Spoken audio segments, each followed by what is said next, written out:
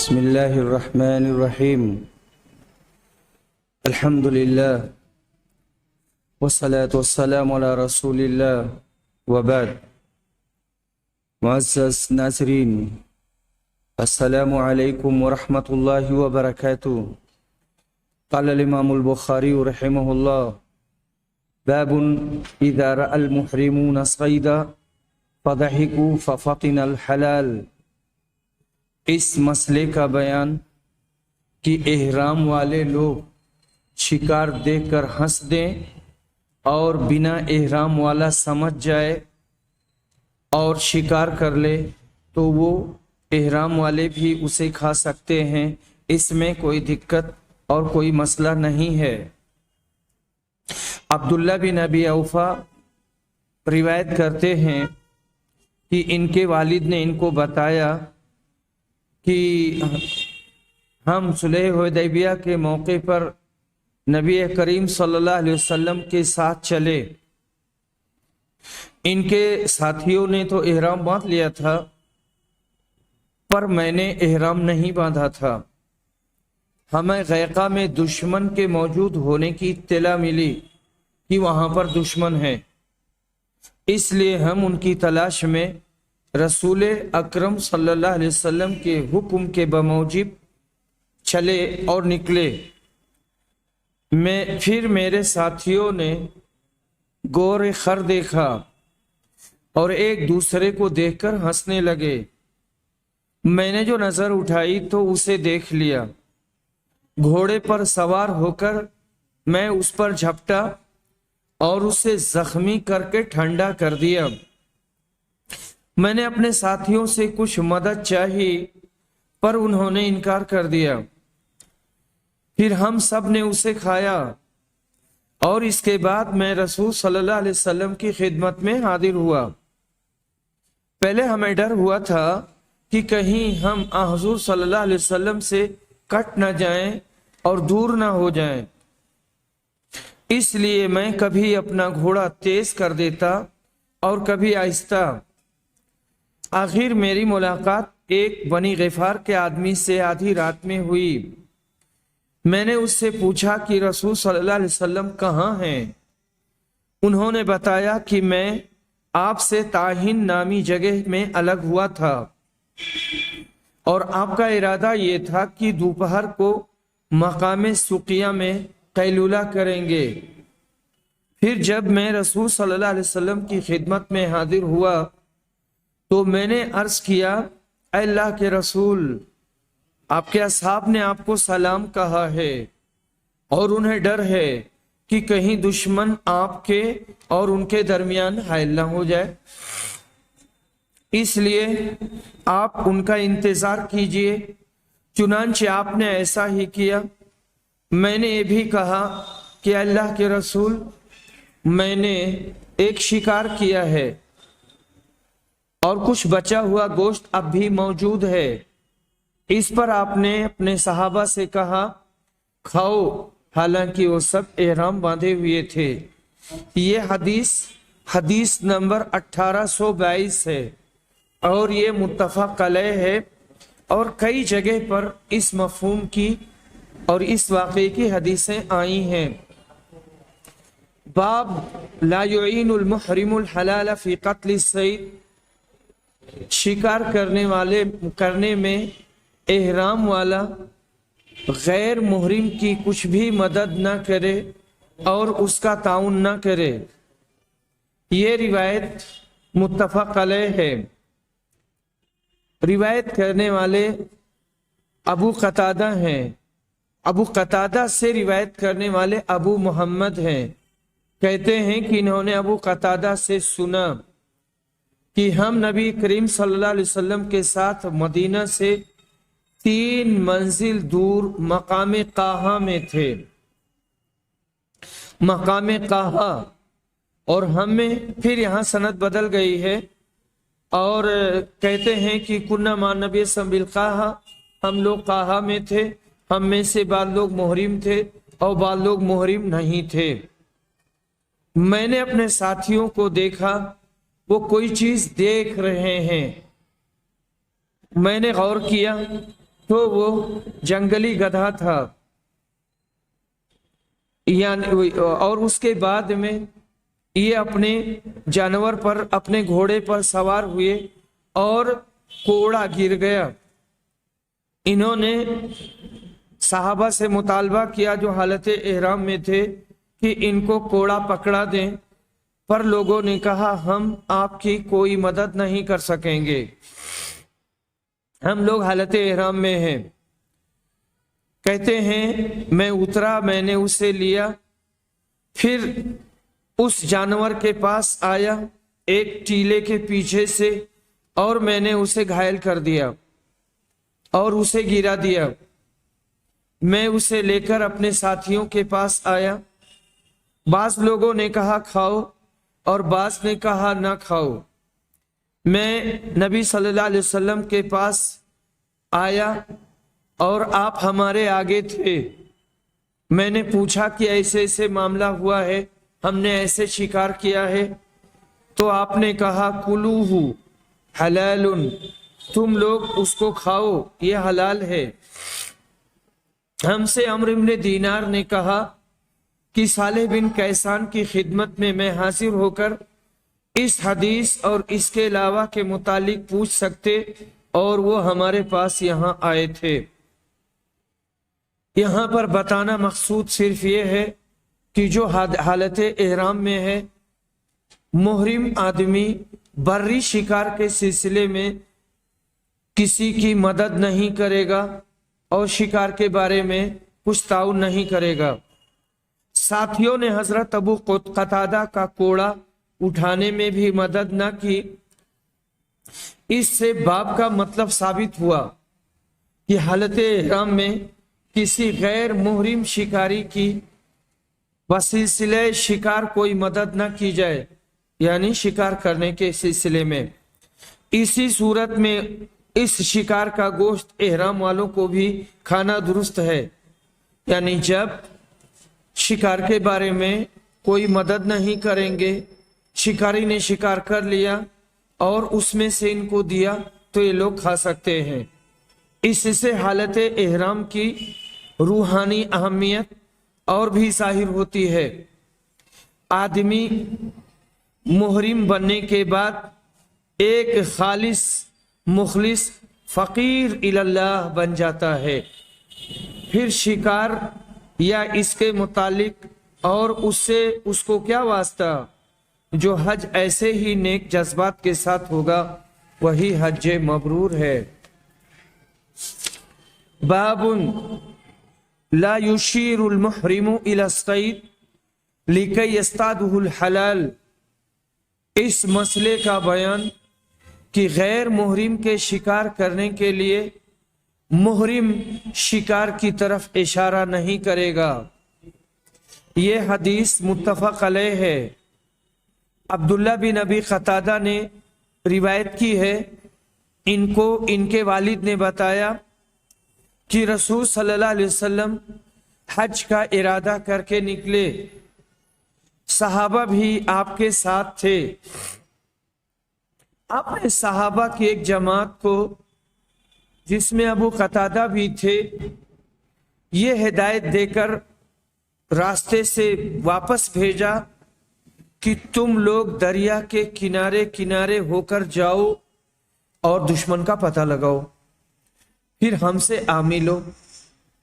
چنانچہ جماعت دریا کے کنارے چلی۔ واپسی میں سب نے احرام باندھ لیا تھا، لیکن ابو قتادہ نے ابھی احرام نہیں باندھا تھا۔ یہ قافلہ چل رہا تھا کہ کئی گورخر دکھائی دیے۔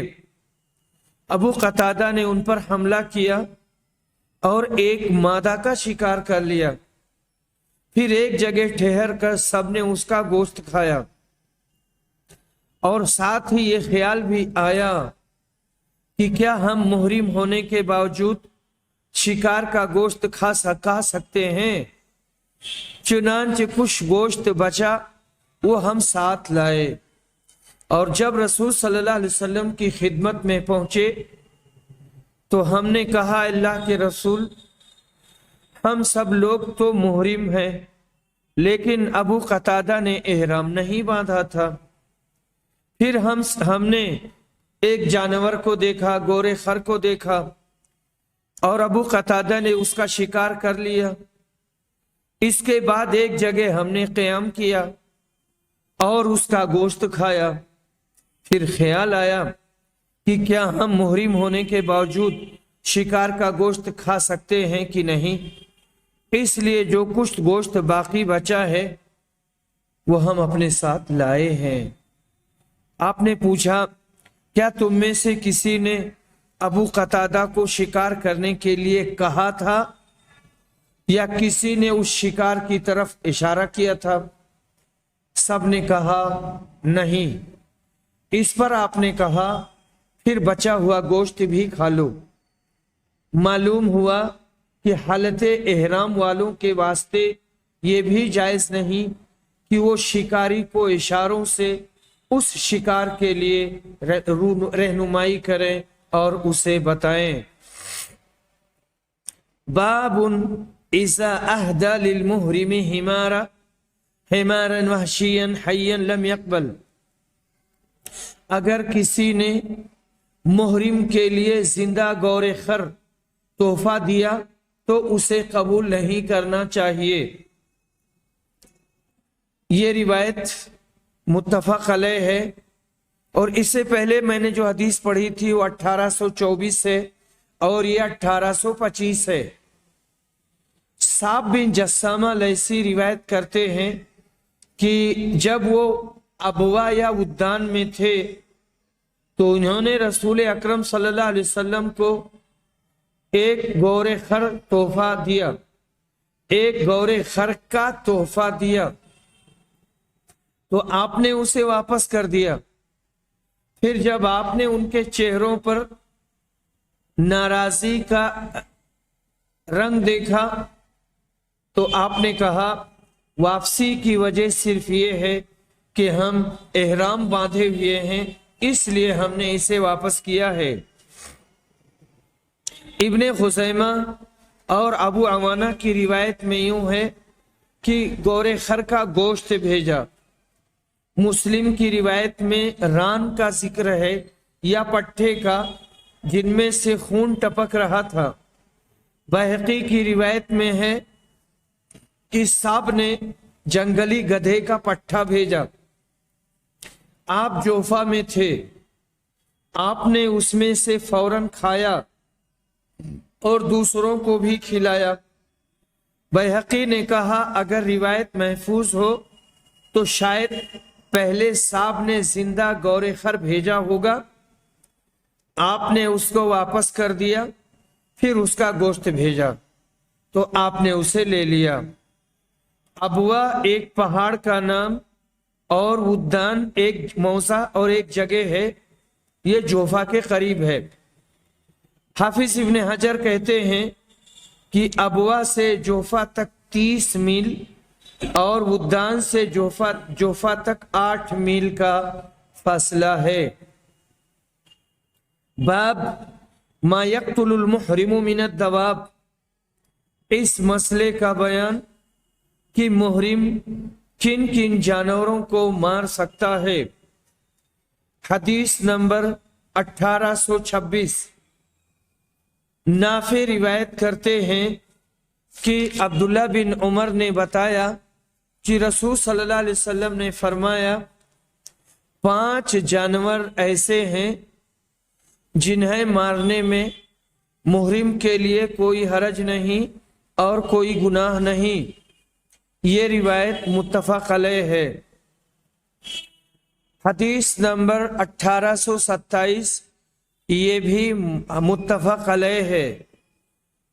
हजरत अब्दुल्ला बिन उमर कहते हैं कि मुझसे नबी अकरम की बास बीवियों ने बताया कि नबी अकरम ने फरमाया, 5 जानवरों को कत्ल किया जा सकता है। हदीस नंबर 1828 मुत्तफक अलैह। सालिम रिवायत करते हैं कि अब्दुल्ला बिन उमर ने बयान किया और इनसे हजरत हफ्सा ने बताया था کہ رسول صلی اللہ علیہ وسلم نے فرمایا 5 جانور ایسے ہیں جنہیں مارنے میں کوئی حرج نہیں: کوا، چیل، چوہا، بچھو اور کاٹ کھانے والا کتا۔ حدیث نمبر 1829 متفق علیہ۔ حضرت عائشہ رضی اللہ عنہا روایت کرتی ہیں کہ رسول اکرم صلی اللہ علیہ وسلم نے فرمایا 5 جانور ایسے ہیں جو سب کے سب موذی ہیں اور بہت تکلیف دینے والے ہیں، انہیں حرم اور غیر حرم ہر جگہ مارا جا سکتا ہے: کوا، چیل، بچھو، چوہا اور کاٹنے والا کتا۔ یہ 5 جانور جس قدر بھی موذی ہیں، ظاہر ہے ان کی ہلاکت کے حکم سے شارع علیہ السلام نے بنی نوع انسان کے مالی، جسمانی، اقتصادی، غذائی بہت سے مسائل کی طرف رہنمائی کی ہے۔ کوا اور چیل ڈاکہ زنی میں مشہور ہیں، چھین لیتے ہیں، اور بچھو اپنی نیش زنی یعنی ڈنک مارنے میں، چوہا انسانی صحت کے لیے نقصان دہ ہے، پھر غذاؤں کے ذخیروں کا دشمن، اور کاٹنے والا کتا صحت کے لیے انتہائی خطرناک ہے۔ یہی وجہ ہے جو ان کا قتل ہر جگہ جائز ہوا۔ حدیث نمبر 1830 متفق علیہ۔ عبداللہ روایت کرتے ہیں کہ ہم نبی اکرم کے ساتھ مینا کے ایک غار میں تھے، آپ پر سورہ مرسلات نازل ہونی شروع ہوئی، پھر آپ اس کی تلاوت کرنے لگے اور میں آپ کی زبان سے اسے سیکھنے لگا۔ ابھی آپ نے تلاوت ختم نہ کی تھی کہ ہم پر سانپ گرا۔ نبی صلی اللہ علیہ وسلم نے کہا اسے مارو، چنانچہ ہم اس کی طرف لپکے لیکن وہ بھاگ نکلا۔ اس پر رسول اکرم نے کہا جس طرح تم اس کے شر سے بچ گئے وہ بھی تمہارے شر سے بچ گیا اور چلا گیا۔ امام بخاری رحمہ اللہ نے کہا اس حدیث سے میرا مقصد صرف یہ ہے کہ مینا حرم میں داخل ہے اور صحابہ نے حرم میں سانپ مارنے میں کوئی حرج محسوس نہیں کیا تھا اور مارنے کے لیے لپکے تھے۔ یہاں یہ اشکال پیدا ہوتا ہے کہ حدیث سے باب کا مطلب نہیں نکلتا، کیونکہ حدیث میں یہ کہاں ہے کہ صحابہ کرام احرام باندھے ہوئے تھے۔ اس کا جواب یہ ہے کہ اسماعیل کی روایت میں اتنا زیادہ ہے کہ یہ واقعہ عرفہ کی رات کا ہے، اور ظاہر ہے کہ اس وقت سب لوگ احرام باندھے ہوئے تھے۔ اس طرح سے باب کا مطلب نکل آیا۔ حدیث نمبر 1831 عروہ بن زبیر روایت کرتے ہیں حضرت عائشہ سے، جو نبی اکرم صلی اللہ علیہ وسلم کی بیوی ہیں، کہ رسول صلی اللہ علیہ وسلم نے چھپکلی کو موذی جانور قرار دیا تھا۔ یہاں وزغ ہے، وزغ چھپکلی کو کہتے ہیں، لیکن میں نے آپ سے نہیں سنا کہ آپ نے اسے مارنے کا حکم دیا تھا۔ باب لا يعضد شجر الحرم، اس مسئلے کا بیان کہ حرم کے پیڑ نہ کاٹے جائیں۔ ابن عباس کہتے ہیں، روایت کرتے ہیں، نبی صلی اللہ علیہ وسلم سے آپ نے فرمایا تھا کہ حرم کے کانٹے نہ کاٹے جائیں۔ حدیث نمبر 1832 متفق علیہ۔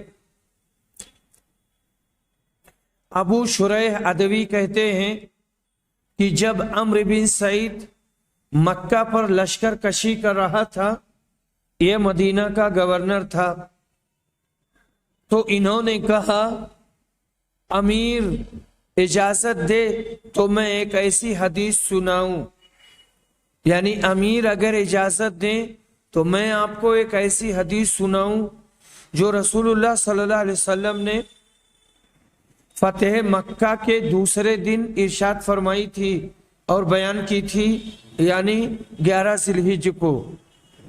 اس حدیث مبارک کو میرے ان کانوں نے سنا اور میرے دل نے پوری طرح اسے یاد کر لیا ہے، اور جب آپ ارشاد فرما رہے تھے تو میری آنکھیں آپ کو دیکھ رہی تھیں۔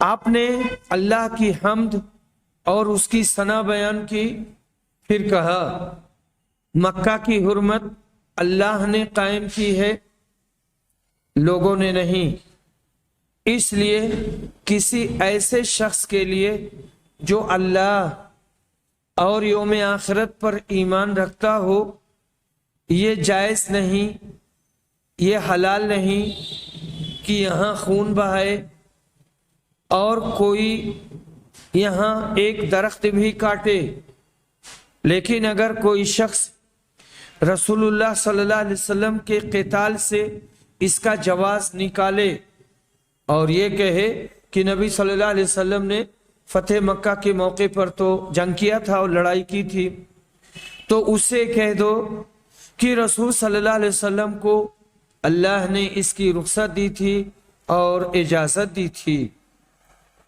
لیکن تمہیں اجازت نہیں ہے، اور مجھے بھی تھوڑی سی دیر کے لیے اجازت ملی تھی، پھر دوبارہ آج اس کی حرمت ایسی ہی قائم ہو گئی جیسے پہلے تھی، اور جو لوگ یہاں موجود ہیں وہ غائب کو اللہ کا یہ پیغام پہنچا دیں۔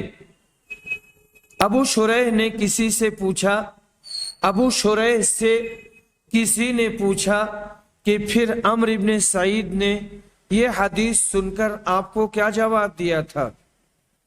انہوں نے بتایا، عمرو نے کہا ابو شریح میں یہ حدیث تم سے بھی زیادہ جانتا ہوں، مگر حرم کسی مجرم کو پناہ نہیں دیتا اور نہ خون کر کے اور نہ کسی جرم کر کے بھاگنے والے کو پناہ دیتا ہے۔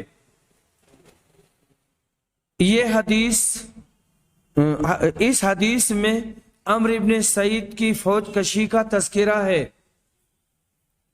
جو خلافت اموی کا ایک حاکم تھا اور حضرت عبداللہ بن زبیر کے مقابلہ پر مکہ شریف میں جنگ کرنے کے لیے فوج بھیج رہا تھا۔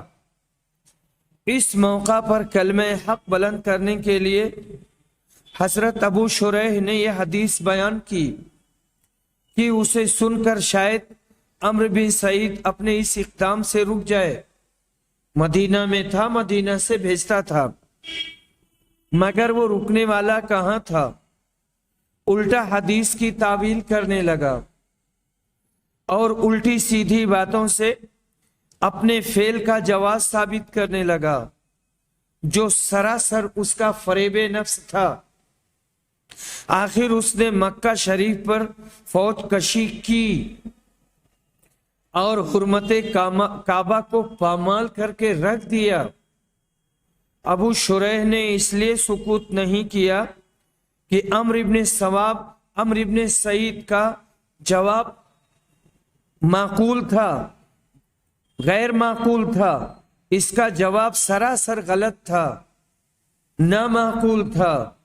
بحث تو یہ تھی کہ مکہ پر لشکر کشی اور جنگ جائز نہیں، لیکن عمرو ابن سعید نے دوسرا مسئلہ چھیڑ دیا کہ کوئی حدی جرم کا مرتکب ہو اور مرتکب ہو کر حرم میں چلا آئے، کعبہ میں داخل ہو جائے تو اس کو حرم میں پناہ نہیں ملے گی۔ اس مسئلہ میں بھی علماء کا اختلاف ہے، مگر عبداللہ بن زبیر نے تو کوئی حدی جرم بھی نہیں کیا تھا، کسی بھی طرح کا عبداللہ بن زبیر نے جرم نہیں کیا تھا اور کسی بھی طرح کی خطا کا ارتکاب نہیں کیا تھا۔ حضرت عبداللہ بن زبیر کی کنیت ابو بکر ہے، یہ اسدی قریشی ہیں۔ ان کی یہ کنیت ان کے نانا جان حضرت ابو بکر صدیق کی کنیت پر خود نبی اکرم نے رکھی تھی۔ مدینہ میں مہاجرین میں سب سے پہلے بچے تھے جو سن 1 ہجری میں پیدا ہوئے۔ حضرت ابو بکر صدیق نے ان کے کان میں اذان کہی۔ مقام قبا میں پیدا ہوئے۔ بچے جب پیدا ہوتے ہیں تو ان کے کان میں، داہنے کان میں اذان دیں گے اور بس۔ اور ان کی والدہ ماجدہ حضرت اسماء بنت ابی بکر صدیق ان کو نبی اکرم کی خدمت میں لائے، برکت کے واسطے کہ آپ ان کی تہنیک کریں۔ آپ نے ان کو اپنی گود میں بٹھایا اور منہ سے ایک کھجور چبا کر اس کا لعاب ان کے منہ میں ڈالا اور ان کے تالو سے لگایا۔ گویا سب سے پہلی چیز جو ان کے پیٹ میں داخل ہوئی وہ نبی اکرم صلی اللہ علیہ وسلم کا لعاب مبارک تھا۔ پھر آپ نے ان کے لیے دعائے برکت فرمائی۔ بالغ ہونے پر یہ بہت ہی بھاری بھرکم باروب شخصیت کے مالک تھے، بکثرت روزہ رکھنے والے، نوافل پڑھنے والے اور حق و صداقت کے علم بردار تھے۔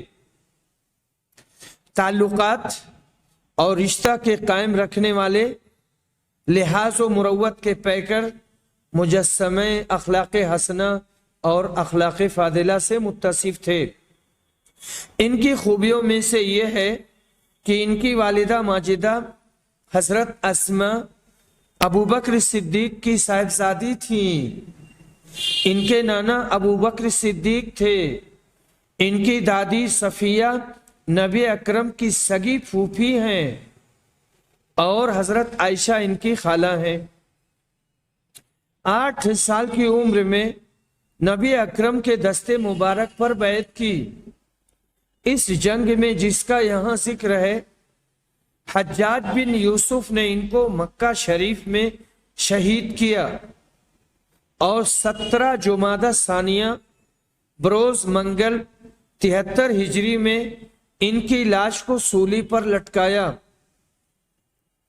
جس کے کچھ دنوں بعد حجاج بھی بڑی ذلت و خواری کی موت مرا۔ حضرت عبداللہ بن زبیر کے لیے سن 64 میں بیعت خلافت لی گئی، جس پر بیشتر اہل حجاز، یمن، عراق اور خراسان والوں کا اتفاق تھا۔ حضرت عبداللہ نے اپنی عمر میں 8 مرتبہ حج کیا۔ ان سے ایک بڑی جماعت حدیث روایت کرتی ہے۔ مختلف مسائل کے استنباط کے لیے امام بخاری اپنی جامع الصحیح میں بہت سے مقامات پر اس حدیث کو لائے ہیں۔ یہاں ایک بات ٹکرا رہی ہے کہ 73 میں ان کو پھانسی دے دی گئی، تب پھر 74 میں ان سے بیعت کیسے لی گئی؟ یہاں پر ضرور کوئی غلطی ہوئی ہے، ہم اسے بعد میں بتائیں گے۔ باب لا ينفر صید الحرم، حرم کے شکار ہانکے نہ جائیں۔ حدیث نمبر 1833 متفق علیہ۔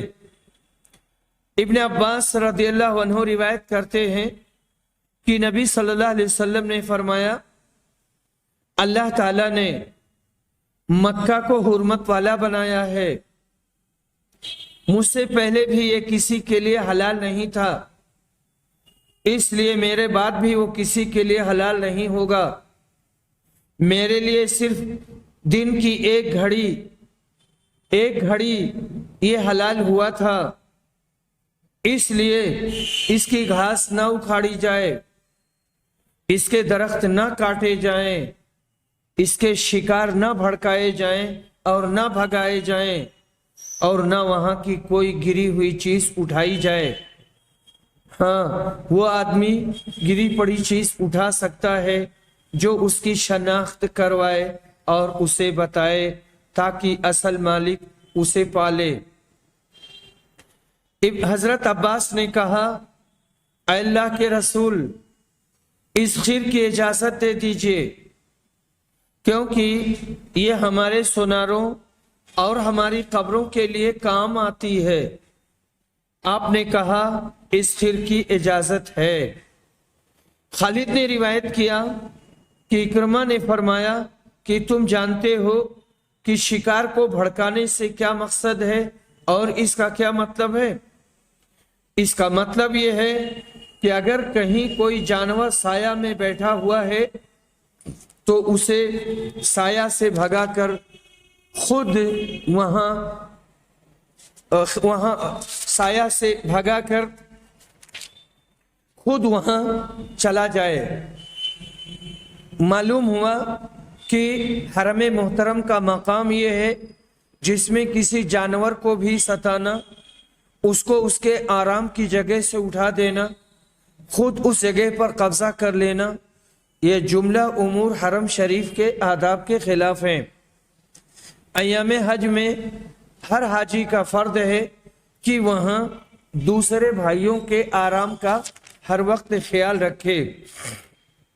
یہاں پر یہ بتایا کہ ہوا ایونحیہ من الظل، پرندے کو، جانور کو سایہ سے ہٹا دے اور خود اس کی جگہ پر جا کر کے بیٹھ جائے۔ باب لا یحل القتال بمکہ، اس مسئلے کا بیان کہ مکہ میں لڑائی کرنا درست نہیں ہے۔ ابو شریح نبی اکرم صلی اللہ علیہ وسلم سے روایت کرتے ہیں کہ آپ نے فرمایا تھا وہاں خون نہ بہایا جائے۔ یہ روایت متفق علیہ ہے اور نمبر ہے 1834۔ ابن عباس رضی اللہ عنہ روایت کرتے ہیں کہ رسول اکرم نے فتح مکہ کے دن کہا، اب ہجرت فرض نہیں رہی، لیکن اچھی نیت اور جہاد اب بھی باقی ہے۔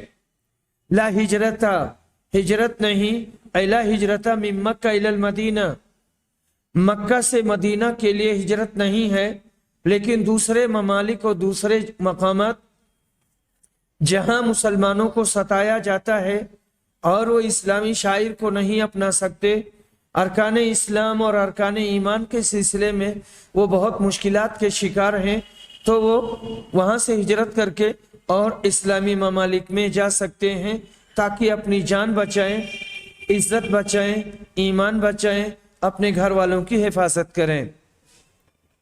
لیکن نیت اور جہاد ابھی باقی ہے، اس لیے جب تمہیں جہاد کے لیے بلایا جائے تو تیار ہو جانا۔ اس شہر یعنی مکہ کو اللہ نے اسی دن حرمت عطا کی تھی جس دن اس نے آسمان اور زمین کو پیدا کیا، اس لیے یہ اللہ کی مقرر کی ہوئی حرمت کی وجہ سے محترم ہے۔